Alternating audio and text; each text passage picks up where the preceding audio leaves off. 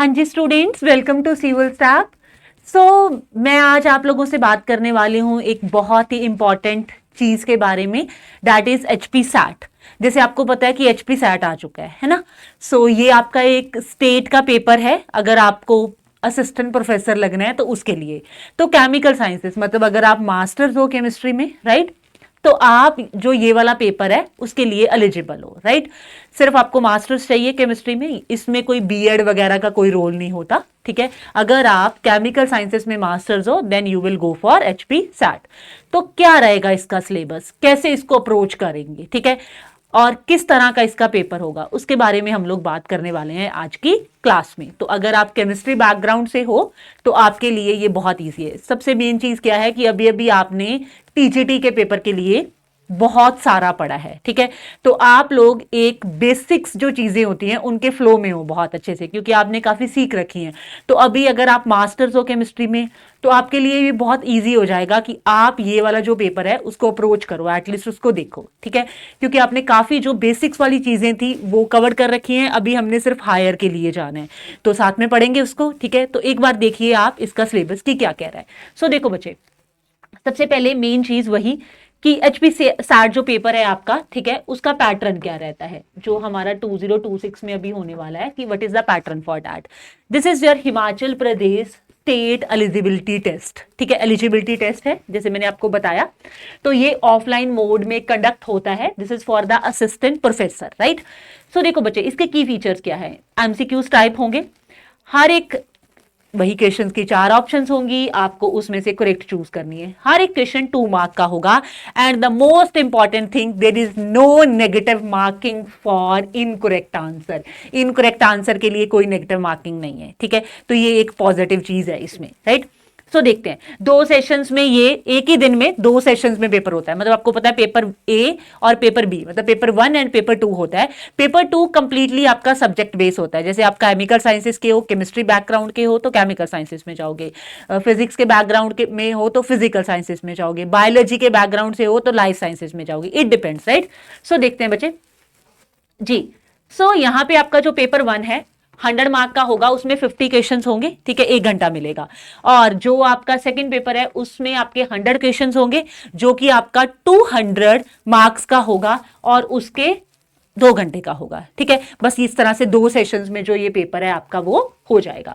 सो देखते हैं बच्चे, सबसे पहले हम लोग बात करेंगे बहुत ही इजी इनऑर्गेनिक केमिस्ट्री के बारे में, ठीक है। इनऑर्गेनिक केमिस्ट्री अभी अभी जैसे मैंने आपको कहा कि टीजीटी के लिए एटलीस्ट आपने सिलेबस को देखा तो है कि वो क्या है, ग्रेजुएशन लेवल तक के सिलेबस को एटलीस्ट आप लोगों ने अच्छे से देखा है। तो उसी अकॉर्डिंगली अगर हम लोग इसको देखें ना बच्चे, तो यहां पे वो हमें क्या बता रहा है कि वो कह रहा है कि आपका सबसे पहले केमिकल बॉन्डिंग, ठीक है, वही उसकी वीएससीपीआर थ्योरी वगैरह, फिर एसिड एंड बेसिस वाला, फिर मेन ग्रुप एलिमेंट्स, फिर transition elements and coordination compound, inner transition element, organometallic compounds, ठीक है। अब देखो यहां पे अगर आप देख रहे हो ना, तो केमिकल बॉन्डिंग से आपको शुरू करना पड़ेगा, ठीक है। बाकी हम लोग आगे आगे बात करेंगे कि कौन से टॉपिक को कैसे अप्रोच करना चाहिए, कौन सा स्कोरिंग है, किसको आप छोड़ सकते हो, वो बैक टू बैक वीडियोस आपको मिलती रहेंगी यहाँ पे। पर एक बार हम लोग एक बेसिक सिलेबस के बारे में आज बात कर रहे हैं, दैट्स इट, ओके। तो देखो बच्चे, यहाँ पे आपको chemical periodicity and structure and bonding in homo and heteronuclear molecules के बारे में यहाँ पे बात हुई है ना। तो मतलब आपकी पहले यहाँ पे केमिकल बॉन्डिंग की बात हुई है, फिर आपके एसिड एंड बेसिस के कॉन्सेप्ट, ये इंपॉर्टेंट होता है और सिंपल भी होता है। फिर मेन ग्रुप एलिमेंट, आपको पता है मेन ग्रुप एलिमेंट में हमारा एस एंड पी ब्लॉक आ जाता है, जो प्योरली हमारा हमें उसको याद रखना होता है। तो हम बहुत सारी चीजों को, कई बार इतनी चीजों को याद नहीं रख पाते, तो वहां पे हम लोग कई बार थोड़ा बहुत लैग कर जाते हैं, ठीक है। क्योंकि वो जो है, ये जो टॉपिक है ये बहुत ज्यादा वास्ट होता है और इसमें से क्वेश्चन तो वही आने हैं उसके हिस्से के, लेकिन जो इसके आगे आगे है ट्रांजिशन एलिमेंट मतलब D block and coordination compound, और नीचे organometallic compound, this part is very very important, right. This part is very very important guys, done. सो ये बहुत ज्यादा इंपॉर्टेंट है, आपको पता ही है कि ये कितना इंपॉर्टेंट पार्ट है। यहाँ पे आपका spectrals and magnetic properties, transition elements and coordination compounds की inner transition elements, organometallic compound उनकी synthesis, bonding, structures and reactivity, सारा कुछ, ठीक है। ऑर्गेनोमेटेलिक कंपाउंड्स के बारे में हमने यहाँ पे बात करी, कोऑर्डिनेशन कंपाउंड्स, ट्रांजिशन मेटल्स और inner transition metals like F block elements. D and F block elements are very very important, right. So आगे बढ़ते हैं। Cages and metal clusters, analytical chemistry, bio inorganic chemistry यहाँ पे भी खास होती है भाई। काफी चीजें आप लोगों ने याद कर रखी हैं और काफी करनी पड़ेंगी इसके लिए, ठीक है। इनऑर्गेनिक कंपाउंड्स का वही स्पेक्ट्रोस्कोपी, स्पेक्ट्रोस्कोपी इज इंपॉर्टेंट। उसके जो क्वेश्चंस हैं आपके, जैसे आपको CSIR नेट के लिए तो आप जाते हो, अगर आप अभी सैट के लिए कर लोगे प्रिपेयर तो सिलेबस बिल्कुल सेम होता है, बस पेपर के पैटर्न में थोड़ा फर्क होता है, क्योंकि वो अभी जैसे आपको पता है ऑनलाइन मोड में हो गया हुआ है ना CSIR नेट, तो ये आपका ऑफलाइन मोड में है। तो आप स्टेट के जो पेपर की एलिजिबिलिटी का वाला देखोगे तो आप उसके लिए भी अपने आप को थोड़ा बना सकते हो कि हाँ हम वो भी कभी क्लियर कर सकते हैं, ठीक है। सो न्यूक्लियर केमिस्ट्री। नेक्स्ट हम आगे बढ़ते हैं फिजिकल केमिस्ट्री। देखो बच्चे, फिजिकल केमिस्ट्री में सबसे पहले तो आता है हमारे पास क्वांटम मैकेनिक्स वाला पार्ट। ये काफी हार्ड रहता है बच्चों के लिए, ठीक है, स्पेशली वो वाले बच्चे जो बायोलॉजी बैकग्राउंड से इधर आए होते हैं। इसमें काफी कैलकुलेशन वाला काम होता है, काफी बड़ा चैप्टर होता है। इसको कैसे अप्रोच करना है मैं आपको धीरे धीरे सिखाऊंगी, लेकिन ये खास भी होता है, मतलब इसमें से क्वेश्चन आ ही जाते हैं, ठीक है। फिर उसके बाद अगर हम लोग आगे बढ़े, जैसे वही क्वांटम मैकेनिक्स की बात आ रही है पूरी, फिर स्पेक्ट्रोस्कोपी की बात आ रही है, केमिकल बॉन्डिंग की, ये ग्रुप थ्योरी, ठीक है, यहाँ पे ग्रुप थ्योरी की बात आ रही है। मतलब मैं मोटे मोटे टॉपिक्स के बारे में बात कर रही हूँ कि कौन कौन से वो यहाँ पे बात करेगा।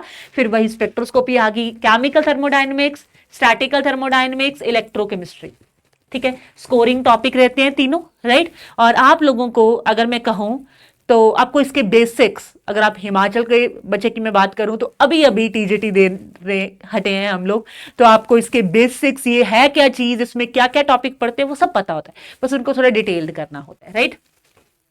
सो chemical kinetics, colloids and surfaces chemistry, ठीक है, solid state, polymer chemistry, data analysis, ये सब कुछ आ जाता है इसमें, राइट। सो इसके बाद हम लोग आगे बढ़ते हैं ऑर्गेनिक केमिस्ट्री। ऑर्गेनिक में वही आपको पता है अभी बच्चे, ऑर्गेनिक क्या है।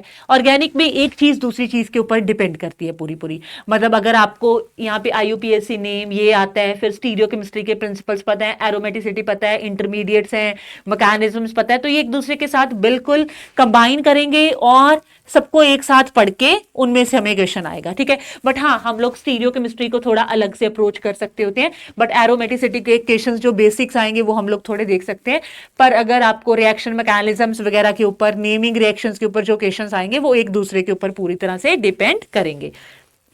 पर इसमें एक चीज होती है, जैसे देखो ये तो हो गया वही, और बट पेरिसाइक्लिक रिएक्शंस, ठीक है, ये एक ऑर्गेनिक ऐसा पार्ट होता है जो इंपॉर्टेंट भी होता है और इसका बाकी ऑर्गेनिक के पार्ट से कोई लेना देना भी नहीं होता, तो हम लोग इसको इजीली अप्रोच कर लेते हैं, ठीक है। फिर उसके बाद हेट्रोसाइक्लिक कंपाउंड्स, इनकी केमिस्ट्री अलग होती है। नेचुरल प्रोडक्ट्स की केमिस्ट्री, जिसमें हम कार्बोहाइड्रेट्स, प्रोटीन्स के बारे में पढ़ते हैं, that is also different. And spectroscopy. तो ये जो लास्ट वाले 4 टॉपिक हैं, इनकी वेटेज भी अच्छी है और ये अलग होते हैं, और जो पहले वाले हैं वो ऑर्गेनिक में आपको पता है एक चीज दूसरी चीज के ऊपर डिपेंड करती होती है, तो उसको उसी मैनर में अप्रोच करना पड़ता है, ठीक है। सो इसके बाद कुछ इनडिसिप्लिनरी टॉपिक्स को भी बीच में वो कंसिडर करता है, जैसे नैनो साइंस और टेक्नोलॉजी, कैटालिसिस और green chemistry, medicinal chemistry, supramolecular chemistry और एनवायरमेंटल केमिस्ट्री। इनके ऊपर वो मोर और लेस कुछ ना कुछ थोड़ा बहुत कई बार वो पूछ सकता है, ठीक है। तो हमें यहां से भी क्वेश्चन आ सकता है, ठीक है। सो ये था हमारा। अभी हम लोगों ने, आपने मेरे को बताना है कि आप लोग पढ़ रहे हो हमारे साथ, ठीक है। इसी चैनल पे हम लोग इसकी प्रिपरेशन को शुरू करेंगे, ठीक है।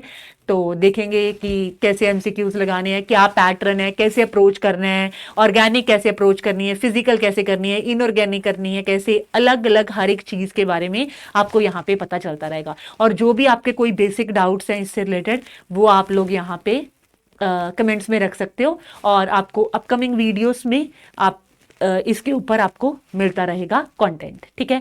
So thank you so much, जुड़े रहिए हमारे साथ अगर आप HP SAT के लिए प्रिपेयर कर रहे हो। थैंक यू सो मच बच्चे।